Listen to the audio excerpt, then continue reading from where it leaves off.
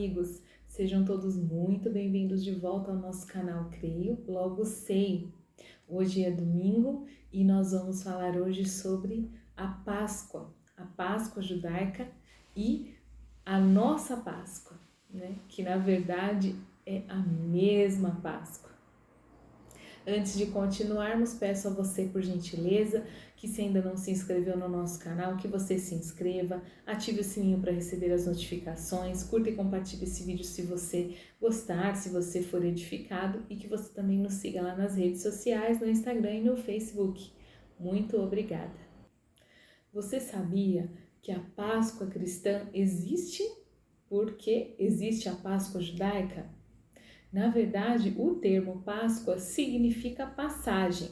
O seu original em hebraico é Pessah. E nós sabemos por que ela acontece, né? A maioria de nós, pelo menos, sabe por que ela foi instituída, né? Porque os hebreus, os judeus, eram escravos no Egito por 400 anos.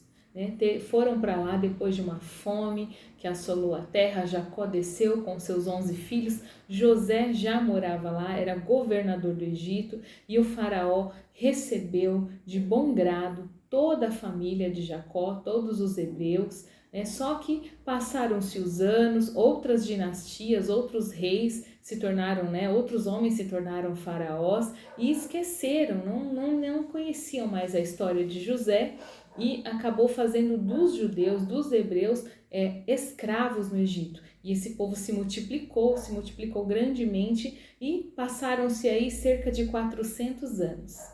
E o povo pedia a Deus um libertador, alguém que os tirasse daquela assolação, daquela escravidão, e finalmente Deus ouviu o povo e levantou Moisés. Moisés, que havia sido criado como filho da filha do faraó, né, como neto do faraó, com certeza teve a melhor educação, foi criado para ser um estadista, um grande guerreiro, e Deus usou este homem para tirar o povo do Egito. Após 9 pragas, na verdade, né, porque o coração do faraó não amolecia, não aceitava que o povo fosse liberto da escravidão. Então Deus mandou 9 pragas. Quando chegou na última, Deus avisou Moisés que aquela seria a última, a derradeira, que ela seria a mais terrível de todas, e que os judeus deveriam se preparar, também fazer o seu ritual, para que aquela praga não passasse em suas casas, para que o anjo da morte não passasse em suas casas. E nós vamos ver isso em Êxodo 12. Vamos ler os primeiros versículos para a gente começar, né? Estamos introduzindo a nossa história fantástica, fabulosa, para a gente ver como Deus é perfeito em todos os detalhes. Vamos lá? O Senhor disse a Moisés e a Arão no Egito: este deverá ser o primeiro ano para vocês. Digam a toda a comunidade de Israel que no 10º dia deste mês, todo homem deverá separar um cordeiro ou um cabrito para a sua família, um para cada casa. Se uma família for pequena demais para um animal inteiro, deve dividi-lo com seu vizinho mais próximo, conforme o número de pessoas e conforme o que cada um puder comer. O animal escolhido será macho de 1 ano, sem defeito, e pode ser cordeiro ou cabrito. Guardem-no até o 14º dia do mês, quando toda a comunidade de Israel irá sacrificá-lo ao pôr do sol. Passem então um pouco do sangue nas laterais e nas vigas superiores das portas das casas nas quais vocês comerão o animal. Naquela mesma noite comerão a carne assada no fogo juntamente com ervas amargas e pães sem fermento. Amém. Então aqui nós já começamos a ver alguns detalhes que Deus deu a Moisés e Arão de como deveria ser a festa, os rituais, o cordeiro que seria sacrificado para que aquela família, cada família, não tivesse a praga da morte entrando, né, e assolando os seus primogênitos. Então nós vamos ver durante esse vídeo com os paralelos, né, como tudo o que Deus fez lá no Antigo Testamento se tornou realidade ou é feito hoje, acontece hoje conosco, né? com os cristãos, com os seguidores do Senhor Jesus Cristo. O Antigo Testamento é uma sombra do Novo Testamento e nós vamos ver isso hoje em várias vezes, em vários aspectos.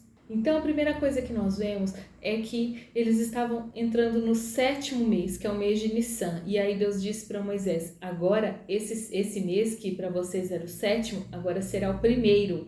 Ele será o 1º mês do ano. Então, o mês de Nissan vai ser o 1º mês do ano. No dia 10, vocês escolhem o cordeiro. Perfeito, macho, de 1 ano, sem mácula, perfeitinho. E aguarde até o dia 14, 4 dias depois, para na viração do dia ele ser sacrificado. E aqui nós podemos ver uma analogia incrível da gente entender como é que Deus faz as coisas, né? O padrão de Deus na realidade. No Salmo 90 vai dizer que para Deus é como um dia, é como 1000 anos. E 1000 anos é como um dia. Pedro também vai ratificar essa informação. Para Deus, um dia é como 1000 anos e 1000 anos é como um dia. Significa que Deus não se move por esse tempo que nos controla, né? Que nós usamos para tudo. Mas Deus não se move por esse tempo. Ele está numa dimensão superior a essa. Então, para ele, um dia é como 1000 anos, 1000 anos é como um dia. Então, se nós pararmos para pensar que Deus mandou Moisés e os filhos de Israel, no 10º dia do mês, escolher um cordeiro que morreria no 14º dia do mês. Nós podemos fazer um paralelo com Deus e os tempos de Deus. Então, nós vamos ver que Apocalipse 13:8 diz que o Cordeiro de Deus foi morto desde a fundação do mundo. Então, vamos traçar um paralelo, como você vai poder ver aí. No dia 10, os filhos de Israel deveriam escolher o cordeiro e aguardar 1, dia 11, 2, dia 12, 3, dia 13, 4, dia 14. No dia 14, na viração para o dia 15, esse cordeiro era morto, sacrificado. Muito bem. Se para Deus 1000 anos é como um dia e um dia é como 1000 anos, nós podemos entender que Jesus, que foi morto desde a fundação do mundo, foi escolhido, né? Já se sabia de antemão que Jesus seria a salvação do mundo. Jesus não é um plano B de Deus, né? O homem pecou lá no Éden, então o que nós vamos fazer agora? Pai, deixa que eu me entrego pelos pecadores. Na verdade, o plano da salvação sempre existiu antes da fundação do mundo. Então nós podemos entender como você vai ver aí agora. No dia 0, que é antes da criação do mundo, Jesus já era o cordeiro escolhido. E aí nós vemos dia 1, dia 2, 1000 anos, 2000 anos, e isso é mais ou menos o período entre Adão e Abraão. Aí nós vamos para o dia 3, 3000 anos, dia 4, 4000 anos, que é mais ou menos o período entre Abraão até a cruz de Cristo. Então, de Abraão até a cruz de Jesus, mais ou menos 2000 anos. Então, quando chega no dia 4, 4000 anos, ou o dia 14, que Deus deu aos filhos de Israel, na viração do dia, ou seja, do dia 4 para o dia 5, fazendo de 4000 para 5000 anos de existência da terra, do mundo, o cordeiro é imolado, o cordeiro é sacrificado. Assim como os filhos de Israel sacrificavam o cordeiro na viração do dia 14, Jesus foi sacrificado na viração do dia 4 ou do 4º milênio. Então nós podemos ver aí que maravilhoso é o padrão de Deus. Deus fez tudo perfeito. A Páscoa judaica era simplesmente um espelho, né? Uma sombra. Como eu vi esses dias um pastor dizendo, dando essa analogia que é muito interessante sobre o Antigo e o Novo Testamento. Antigamente a gente revelava as fotos, né? Você tirava numa máquina e aquele filme ia para um lugar de revelação. E antes existiam os negativos, que eram aquelas imagens que você não conseguia enxergar quase nada, toda escura. E depois aquele negativo virava uma foto perfeita, que você via muito bem a imagem. É mais ou menos a mesma coisa. O Antigo Testamento é um negativo, que você vê meio embaçado, mas que foram se revelar em Cristo Jesus. Jesus é o ápice da revelação, é a nova aliança, é a melhor aliança, é o vinho novo, é a segunda casa, é a glória maior, né? Que tudo que Deus prometeu lá no Antigo Testamento se cumpriu na pessoa e na glória e na graça do Senhor Jesus Cristo. E então Jesus morreu na virada do quarto dia para o quinto dia, né? Do quarto milênio para o quinto milênio. E nós estamos onde nesses dias? Que dia nós estamos? Nós sabemos que, apesar de diferenças de calendários, faz mais ou menos 2000 anos que a cruz de Cristo aconteceu, né? Se levarmos em conta mais ou menos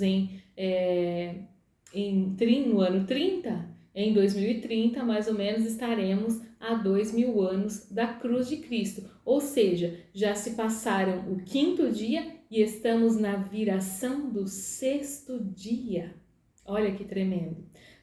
2000 anos de Adão a Abraão, 2000 anos de Abraão a Jesus e 2000 anos do Espírito Santo com a igreja, assim que Jesus ascendeu aos céus.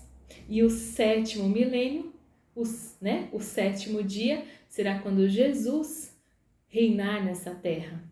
Muito bem, vamos guardar essa informação de 2000 anos, né? O tempo da igreja, 2000 anos. Do quinto dia até o finalzinho do sexto para o sétimo dia. Então, nós estamos vendo que o que acontece com Israel, queridos, é exatamente a mesma coisa que acontece com os cristãos, com os discípulos de Jesus, com nós todos que somos cristãos, né? Que temos o Senhor Jesus como Senhor e Salvador das nossas vidas. Então, a gente está vendo que Jesus, né? Basicamente foi isso. Jesus cumpriu o padrão do Cordeiro Pascal na história humana, na história da humanidade. Todos os rituais que Deus deu a Moisés e a Arão exatamente se cumpriram em Jesus Cristo. Ele é exatamente aquilo que João Batista disse, o Cordeiro de Deus que tira o pecado do mundo. Todos os anos os judeus escolhiam um cordeiro, matavam o cordeiro, lembravam do tempo que eram escravos do Egito e na plenitude dos tempos, Deus enviou seu filho, nascido de mulher, nascido sob a lei, e ele foi o cordeiro suficiente. O cordeiro com C maiúsculo, o cordeiro de Deus, não é qualquer cordeiro, é o cordeiro de Deus que dali em diante tirou o pecado do mundo, dos que vieram antes e dos que viriam depois dele. Mais alguns outros detalhes que nós temos sobre a festa, sobre o Pêssego dos judeus, nós podemos ver, né, lendo Levíticos 23, do 4 ao 8. Vamos lá? Estas são as festas fixas do Senhor, as reuniões sagradas que vocês proclamarão no devido tempo. A Páscoa do Senhor começa no entardecer do 14º dia do mês. No 15º dia daquele mês começa a festa do Senhor, a festa dos pães sem fermento. Durante 7 dias vocês comerão pães sem fermento. No primeiro dia façam uma reunião sagrada e não realizem trabalho algum. Durante 7 dias apresentem ao Senhor ofertas preparadas no fogo e no 7º dia façam uma reunião sagrada e não realizem trabalho algum. Então vamos lá, nós vemos que Deus instituiu que no 14º dia o cordeiro foi morto, a família se reúne para comer o cordeiro e no dia seguinte começa a festa dos matzá. Matzá é pão sem fermento, pão asmo, né? Então ali são 7 dias em que não se pode comer nada fermentado, nem os grãos, alguns grãos que fermentam não se pode comer. As casas até hoje eles fazem uma varredura nas casas para não se ter absolutamente nada de fermento dentro das casas, né? O que nós entendemos com isso? que na verdade o que Deus está dizendo é que o fermento é associado ao pecado. Então, a festa dos pães asmos, das matzá, na verdade, é uma alusão, uma analogia para a nossa vida de hoje, nosso dia a dia, que nós precisamos, e não só nessa época, mas o tempo todo, nos examinarmos, fazer uma varredura e nos abster de todo o pecado. E então, nós sabemos que Jesus morreu no dia seguinte, né? Ele foi preso, ele estava celebrando o Seder de Páscoa, esse jantar de Páscoa, como os judeus fazem até hoje com seus discípulos. Dali foi ao Monte das Oliveiras, fez algumas orações, ainda deu alguns ensinamentos, alguns discursos aos discípulos. Em seguida, né, o traidor veio até ele com os guardas e ele foi preso. E no dia seguinte ele foi morto. No dia seguinte nós estamos exatamente no começo da festa de Matzá, dos pães asmos, né? E nós sabemos que os judeus, nessa festa, nessa festividade toda, eles têm o costume de ter 3 matzá. Matzá é um pão sem fermento, bem, parece uma bolacha creme cracker, assim, bem crocante, bem durinha. E 2 eles pegam para fazer um tipo de sanduíche e uma eles quebram. Na verdade, eles quebram a segunda. São 3 pães. Eles pegam o segundo pão e quebram, e envolvem num pano e escondem. Olha só que interessante. O que aconteceu com Jesus? Jesus morreu no dia que essa festa começou e foi sepultado, envolvido em lenços e sepultado, guardado, escondido, né? E os judeus fazem isso até hoje sem perceber o que estão fazendo. São 3 pães, Pai, Filho e Espírito Santo. Eles pegam do meio, quebram, envolvem em panos e escondem. Ou seja, mais uma analogia, mais uma prova de que todo o Antigo Testamento, todas as festas bíblicas apontam tão somente para Jesus. Maravilhoso isso, não é verdade? E não para aí, queridos. Vamos continuar a nossa peregrinação daqui para frente? Então, os judeus saem do Egito finalmente, depois de 400 anos de escravidão, depois de fazerem todo esse ritual, de saírem apressados, não deixaram nem o pão fermentar, pegaram a massa do jeito que estava, vão comer assim e vamos embora. Saíram do Egito. Se a gente levar para nós, o que acontece quando nós conhecemos a Cristo?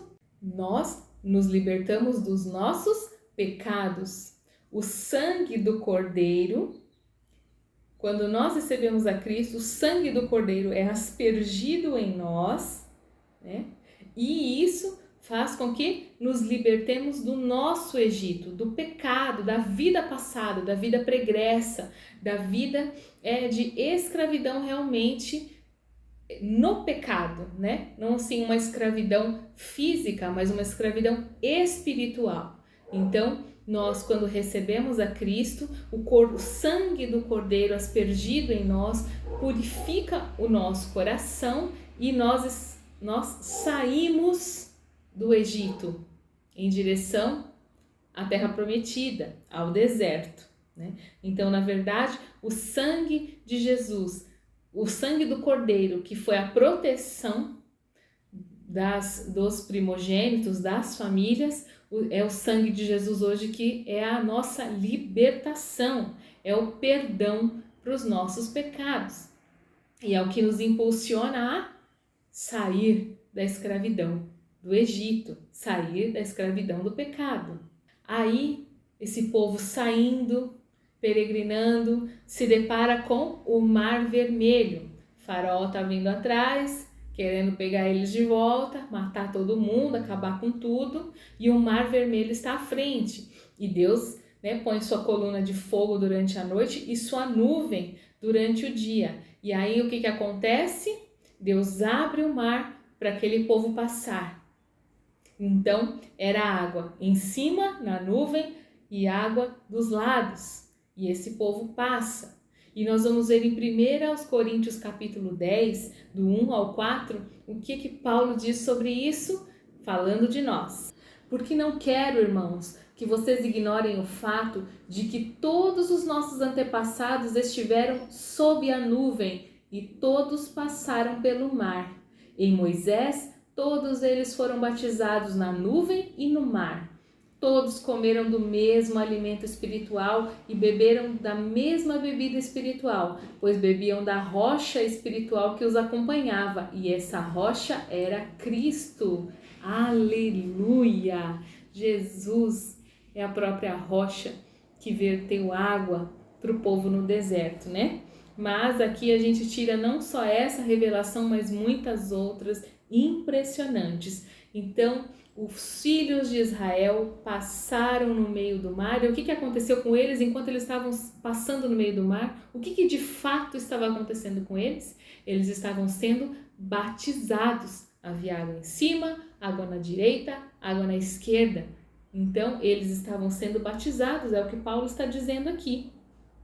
E o que acontece com a gente quando a gente recebe a Cristo, quando o sangue do Cordeiro de Deus que tira o pecado do mundo é aspergido em nós e nos impulsiona a sair da escravidão do Egito? Qual é o próximo passo? O batismo. A gente entra dentro da água, num ritual, né, que nós estamos mostrando às pessoas que estamos morrendo para nós mesmos e ressuscitando para Deus, deixando ali, sepultando o nosso antigo eu, a nossa antiga natureza e levantando para uma nova vida, né? Como aquele hino lindo, né? Aquele louvor lindo, que era o ser que diz, como alguém que já morreu, mas em ti ressuscitou. É exatamente essa é a intenção do batismo. Então, assim como os filhos de Israel foram batizados no Mar Vermelho, nós também somos batizados para uma nova vida em Cristo. E eles saíram dali para uma nova vida. O Egito ficou definitivamente para trás a partir daquele momento, porque Deus fechou o mar e matou a todos os egípcios. Assim deve ser na nossa vida também. Do batismo em diante, o Egito deve ficar definitivamente para trás. Aí Paulo vai dizer também que todos eles comeram do mesmo alimento espiritual. Então a gente sabia que o maná caía do céu, né, para os filhos de Israel durante a peregrinação no deserto. E beberam água da rocha. Nós sabemos que Jesus é o pão que desceu do céu. É o verdadeiro pão de onde nós podemos saciar a nossa fome de Deus, a nossa fome espiritual, aquele vazio que todo homem, que toda pessoa tem dentro de si, que só pode ser preenchido pelo Criador, pelo próprio Senhor. É essa fome que nós temos, que é somente esse pão, o pão que é Jesus, o pão da vida, o pão do céu, que pode saciar a nossa fome. A mesma coisa a água da rocha. Jesus era a própria rocha, já com os filhos de Israel e agora conosco também. Como ele vai dizer, né, que quem beber da água que ele dá jamais terá sede. Então, são os alimentos espirituais. O povo participou desses alimentos no deserto e nós também participamos da nossa vida cristã destes alimentos. Além disso, nós podemos entender aqui também como comunhão. O povo comia junto, todo mundo recebia o maná do céu e nós também, quando fazemos isso em comunidade, com irmãos, estamos ali em comunhão. Uma outra coisa interessante para a gente entender é que esse povo tomava água da rocha, não é verdade? Jesus é a água viva que nos sacia. Mas também devemos lembrar que Jesus disse que traria o vinho novo. E quando nós participamos da ceia do Senhor, nós tomamos vinho, né? Fermentado ou não fermentado, mas é o fruto da vide que nós tomamos ali. E nós podemos lembrar que Jesus, qual foi o primeiro milagre que Jesus fez? Foi transformar água em vinho. Então o povo de Israel, na aliança que não era perfeita, bebeu água da rocha, bebeu água de Cristo. Só que nós, na nova aliança, que é perfeita, bebemos mais do que água, bebemos do vinho de Jesus Cristo. Por isso ele transformou, o primeiro milagre que ele fez foi transformar a água em vinho. Por isso que ele vai dizer, né, que o vinho novo é melhor, que é ele, né, que é o que ele tem para nós. E o que seria o vinho?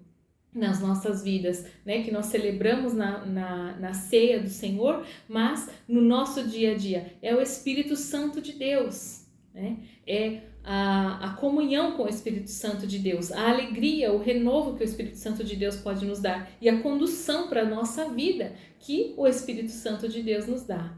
Mas vamos continuar aqui no nosso passo a passo, na nossa peregrinação. Israel saiu do Egito, foi batizado no Mar Vermelho, comeu maná do céu e chegaram ao Monte Sinai, onde 50 dias depois receberam a lei de Deus, a Torá de Deus, né? Toda a lei que Moisés deu aos filhos de Israel, foi Deus, na verdade, quem deu, né? Deus deu.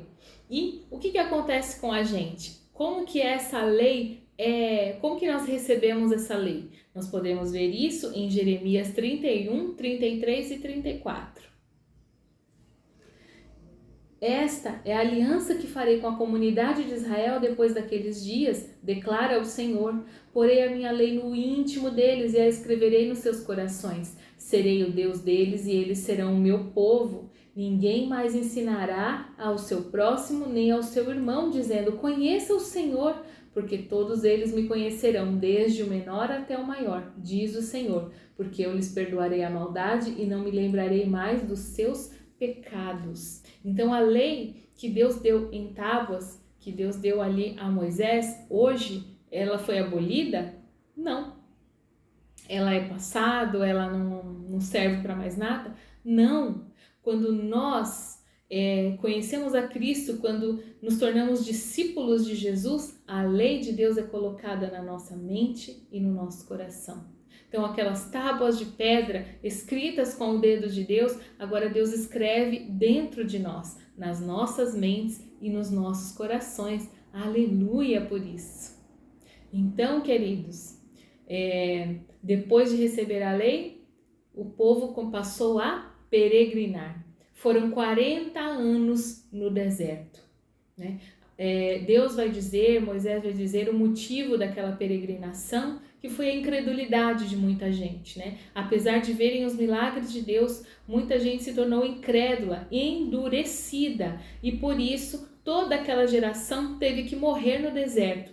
Os filhos foi quem entrou na terra prometida, né? Moisés e Arão também não entraram. Moisés chegou a ver a terra prometida e morreu, e daquela geração só Josué e Calebe entraram, né? E nós hoje? Nós estamos já na terra prometida?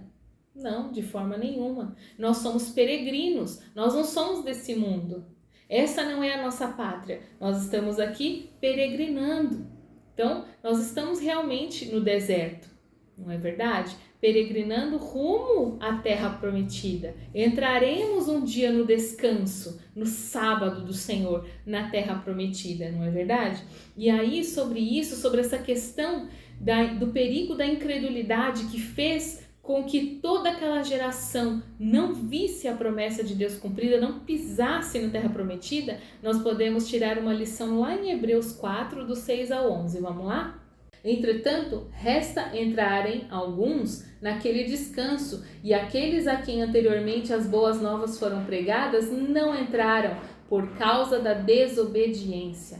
Por isso Deus estabelece outra vez um determinado dia, chamando-o hoje, ao declarar muito tempo depois, por meio de Davi, de acordo com o que fora dito antes: se hoje vocês ouvirem a sua voz, não endureçam o coração.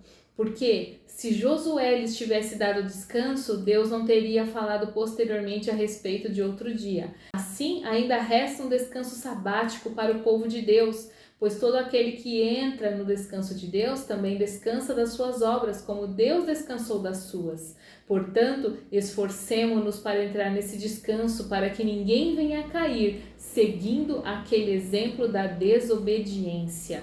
Olha só que interessante. A incredulidade leva ao endurecimento do coração. A incredulidade leva ao pecado, e o pecado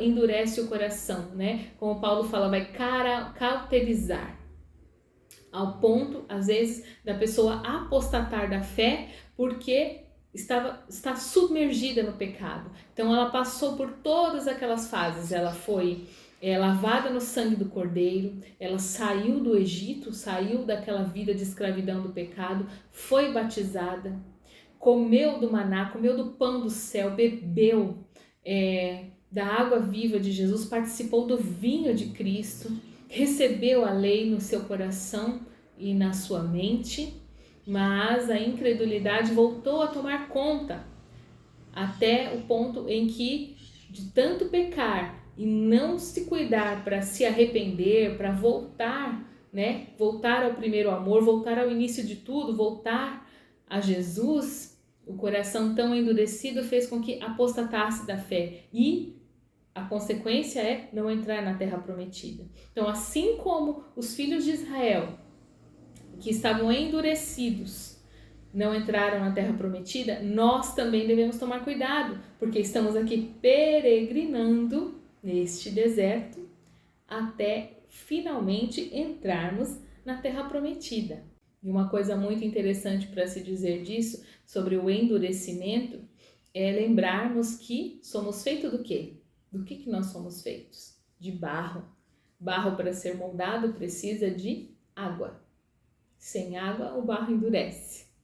E a água aqui, a rocha, que é Jesus Cristo, nós precisamos beber dela para que a gente não endureça, para que o nosso coração não endureça, para que a gente não endureça na incredulidade, que a gente não endureça no pecado, numa vida de constante pecado, de pecados de estimação, pecados nos quais somos apegados, não queremos deixar. Para que isso não aconteça, precisamos de água, para que a água nos amoleça, para que a água amoleça o nosso coração. E o que é a água? O próprio Senhor Jesus Cristo, a rocha, a palavra dele. Jesus é a palavra, João vai dizer, no princípio era o verbo, a palavra, e o verbo era Deus, a palavra era Deus.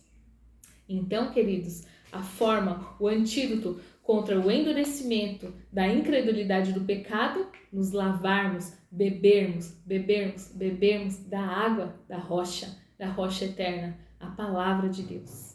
A palavra de Deus, a palavra de Deus é o antídoto para que o barro não endureça, que o barro continue molinho, moldável, molinho, bem moldável para o oleiro ir moldando como ele quer, e a gente peregrinando aqui. E assim como os filhos de Israel peregrinaram 40 anos, quanto tempo vamos peregrinar por essa terra?